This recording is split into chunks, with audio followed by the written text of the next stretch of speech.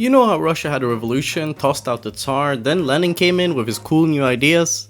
Yeah, Iran basically did the same thing, but with an Islamic twist. In the early 19th century, Persian monarchs had ruled the country for nearly 2,400 years, and although it had seen some bumps on the road, especially during the Islamic conquest between the 7th and 9th centuries, the monarchs were still allowed to rule under the oversight of the Islamic Caliph. However, the fully independent and explicitly royal Persian monarchy was revived formally with the Safavid dynasty in 1501, which declared Shia Islam as the state religion, and they ruled as Shahs. Shah means king in Persian, so it was pretty much like any other European monarchy at the time. So 400 years passed, Persia was developing, the economy was growing, and then the British show up.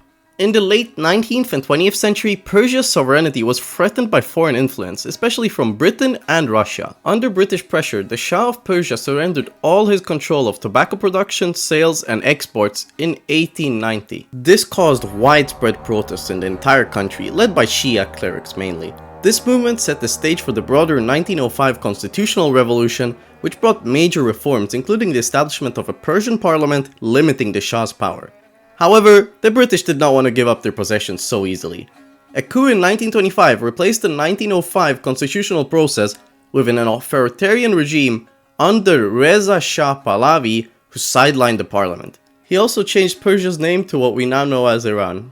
I don't know, I kinda like the Persian name better, but it's up to them. However, after only 16 years, the British, with the help of the Russians, would depose Reza Shah due to his Axis sympathies, installing his son Mohammad Reza Pahlavi in 1941. Mohammad Reza Pahlavi, initially seen as a moderate compared to his father, soon became known for his lavish lifestyle and love for luxury. However, after World War II and the start of the Cold War, democratic and socialist movements spread across the world, resulting in the 1951 election of nationalist Prime Minister Mohammad Mossadegh. His new administration implemented various social reforms, including employment compensation, requiring factory workers to provide benefits for sick and injured workers, and freeing peasants from forced labor on their landlord estates. Furthermore, Mossadegh's land reform required landlords to allocate 20% of their revenue to fund supporting public baths, rural housing, and pest control projects.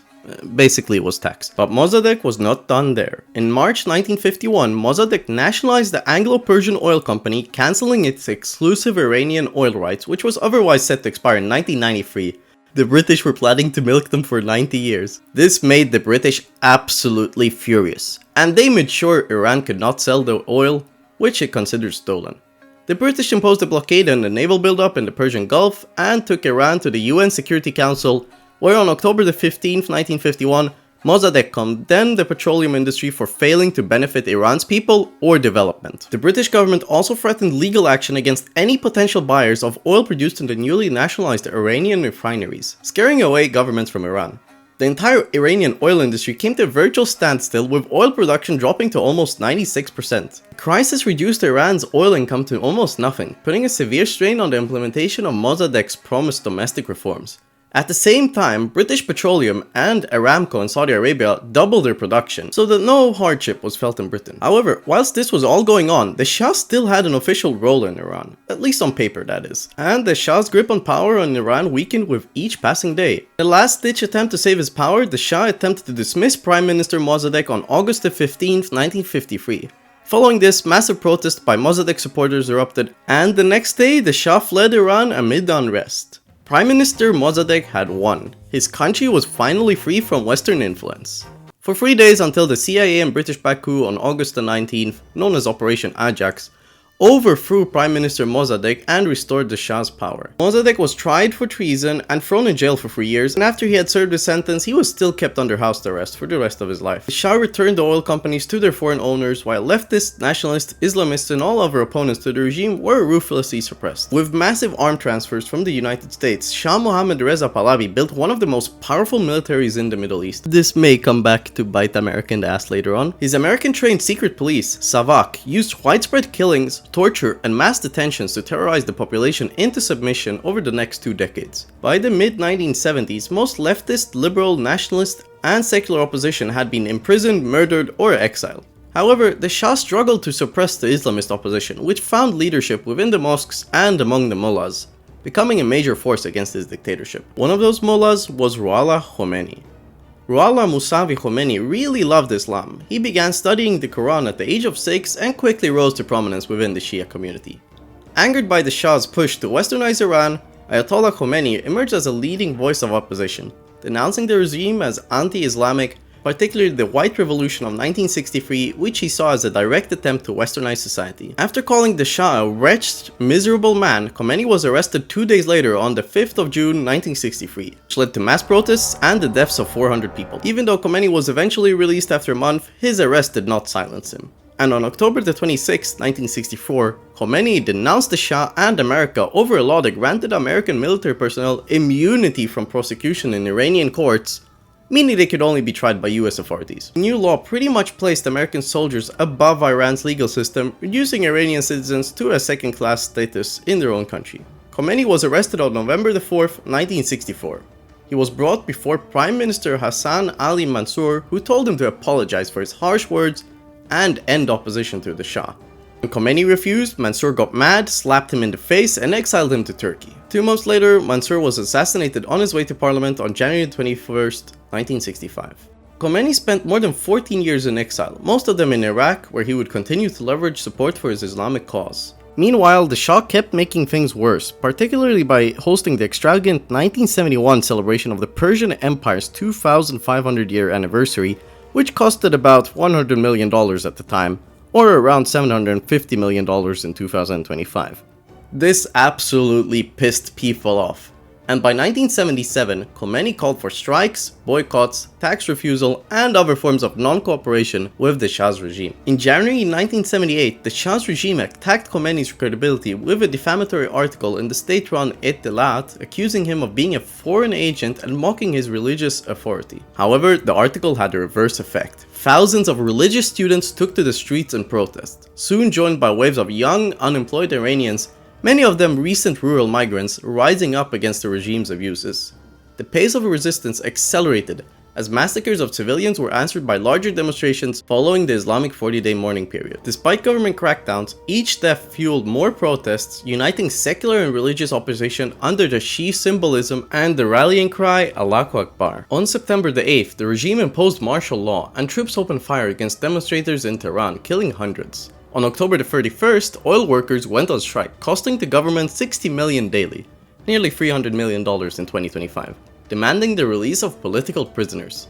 Despite calling for better human rights in Iran, the US President Carter administration continued backing the Shah with military aid and fuel even as his regime grew more repressive. Under pressure, oil workers briefly returned but staged slowdowns and cut power during the Shah's speeches to the nation, making it impossible for many Iranians to hear the government's perception of events. The situation reached a boiling point in December when between 6 to 9 million people took to the streets of Tehran shouting "Death to the Shah."